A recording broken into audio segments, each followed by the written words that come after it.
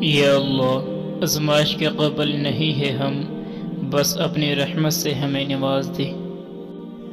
یا اللہ، وہ لب کبھی خاموش نہ ہو جو روزانہ دیتے ہیں دعا مجھے۔ تنہائی وہ شے ہے جس میں انسان یا تو اللہ سے رجوع کرتا ہے یا پھر شیطان سے۔ اے اللہ میرے مولا، جو ہمارے حق میں بہتر ہے بس وہ عطا فرما، اور جو نہیں بہتر اس کی سوچ سے بھی محفوظ رکھ۔ یا اللہ، آپ میری امید نہیں میرا یقین ہو۔ اے اللہ، جو میرے مقدر میں نہیں لکھا اس کی کوشش اور تمنا میں مجھے مبتلا نہ کرنا، اور جو میرے تقدیر میں لکھ دیا ہے اسے میرے لیے آسان فرما دے، آمین۔ یا اللہ، مجھے لوگوں کی حقیقتیں نہ دکھا کہ ان سے فقط میرا دل جلتا ہے، مجھے خاموشی سے میرا لا علمی میں ان کے شر سے محفوظ فرما، آمین۔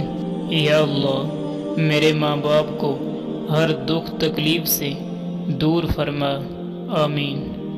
یا اللہ، ہم سب مسلمانوں کی نیک دعائیں قبول فرما اور ہمیں برائیوں کی شر سے محفوظ فرما، آمین۔ یا اللہ، تجھ سے سوال ہے ایسی پاکیزہ زندگی کا جو تیری فرما برداری اور شکر گزاری میں گزرے۔ یا اللہ، ایسے نیک عمل کرنے کی توفیق دے جو تیرے حضور قبولیت کا درجہ پائیں، آمین ثم آمین۔ بے شک دلوں کا چین اور سکون اللہ ہی کے ذکر میں ہے۔ اللہ آپ کو زمین و آسمان کی تمام آفات سے محفوظ رکھے، آمین۔ اے پروردگار، اے عرض اسما کے مالک، تو غفور ہے، رحم کر، میری توبہ قبول کر، میرے گناہ دھو دے، میری دعا سن لے، میرے دل کو ہدایت فرما، مجھے گناہوں سے بچا اور نیک اعمال کرنے کی توفیق دے، آمین ثم آمین۔